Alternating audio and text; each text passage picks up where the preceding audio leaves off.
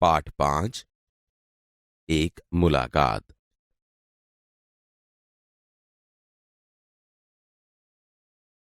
અમારી શાળામાંથી ગુજરાત રાજ્યના વિધાનસભા ગૃહની મુલાકાતે જવાનું આયોજન કરવામાં આવ્યું. નિશ્ચિત કરેલા સમયે અમે બસમાં બેસીને ગાંધીનગર આવ્યા.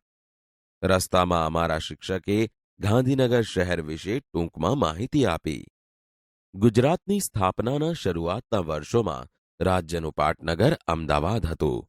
ઈસવીસન 1960ની 19મી માર્ચે અમદાવાદથી થોડેક દૂર આપણા રાષ્ટ્રપિતા મહાત્મા ગાંધીની સ્મૃતિમાં ગાંધીનગર નામે શહેર વસાવવાનો નિર્ણય થયો. એ પછી ગણતરીના વર્ષોમાં ગાંધીનગર શહેર અસ્તિત્વમાં આવ્યો. ગાંધીનગરની રચના વિશિષ્ટ પ્રકારની અને સુવ્યવસ્થિત છે. આ નગર કુલ 30 સેક્ટરમાં વિભાજિત છે. સડકો પહોળી અને સ્વચ્છ છે, તેમજ ક થી જ સુધી એમ કક્કાવારી પ્રમાણેના 7 આડા મુખ્ય માર્ગો છે, જ્યારે 0, 1, 2, 3 એમ ઊભા કુલ 8 માર્ગો છે. આ માર્ગોને હવે મહાનુભાવોના નામ સાથે જોડવામાં આવેલ છે. ફૂલો અને વૃક્ષોનું આ નગર છે. શિક્ષકે અમને કહ્યું, આ નગરને ગ્રીન સિટી પણ કહેવામાં આવે છે. હરિયાળું નગર, લીલુંછમ નગર, પ્રકૃતિની ગોદમાં રમતું નગર, શાંત, સુંદર અને ભવ્ય. દૂર દૂરથી આવીને વસેલા કર્મચારીઓ, નાગરિકો અને વ્યાવસાયિકોનું આ નગર છે. જાણે ત્રિવેણી સંગમ. રાજકીય, સામાજિક અને સાંસ્કૃતિક પ્રવૃત્તિઓનો પણ ત્રિવેણી સંગમ. અમારી બસ રોડ પરથી પસાર થઈ રહી હતી. ગુજરાત રાજ્યનું વિધાનસભા ગૃહ અમે જોવાના હતા, તેથી ખૂબ જ રોમાંચિત હતા. બસ વિધાનસભા ગૃહની બિલકુલ સામે ઊભી રહી. અમે નીચે ઉતર્યા. વાહ, કેવું ભવ્ય ભવન! પ્રકૃતિએ ઉત્સાહભેર કહ્યું. ખરેખર ભવ્ય અને રમણીય. એની વાતમાં મેં સુરપુર આવ્યો. ગુજરાત રાજ્યના વિધાનસભા ગૃહનું નામ વિઠ્ઠલભાઈ પટેલ ભવન છે. અમારા આચાર્યશ્રી દ્વારા અગાઉથી જ વિધાનસભા ગૃહ જોવાની પરવાનગી મેળવવામાં આવી હતી. વિધાનસભા ગૃહમાં પ્રવેશવા જરૂરી ગેટ પાસ મેળવી અંદર પ્રવેશ્યા. ત્યાં જ મેટલ ડિટેક્ટર દ્વારા અમારી જરૂરી તપાસ કરવામાં આવી. રાજ્યનું વિધાનસભા ગૃહ હોવાથી કડક પોલીસ બંદોબસ્ત હતો.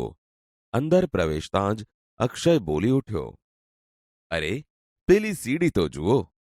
એ સાથે જ અમારી નજર સીડી પર સ્થિર થઈ. અમે સીડી પર ચડવા અધીરા બન્યા. એસ્કેલેટરના પહેલે પગથિયે ઊભા રહેવા સાથે જ પળવારમાં અમે પ્રથમ માળે પહોંચી ગયા. ત્યાંથી અમે વિધાનસભાની ગેલેરીમાં થઈને વિધાનસભા ગૃહમાં પ્રવેશ કર્યો. ત્યાં પણ અમારી જરૂરી તપાસ કરવામાં આવી.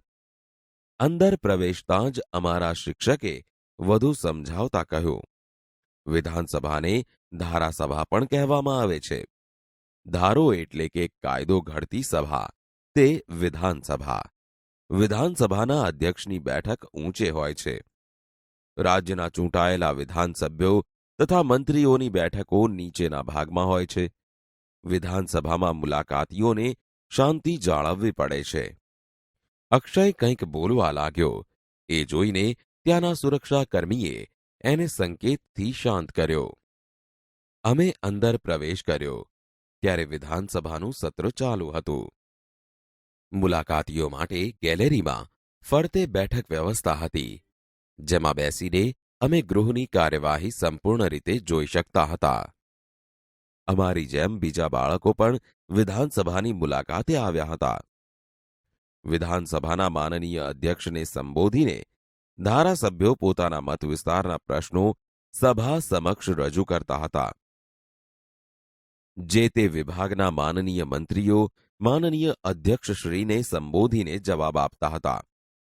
ગૃહના બેઠક વ્યવસ્થા અને સંચાલન જોઈને અમે અત્યંત પ્રભાવિત થયા. વિધાનસભાની કાર્યવાહી નિહાળીને અમે બહાર નીકળ્યા.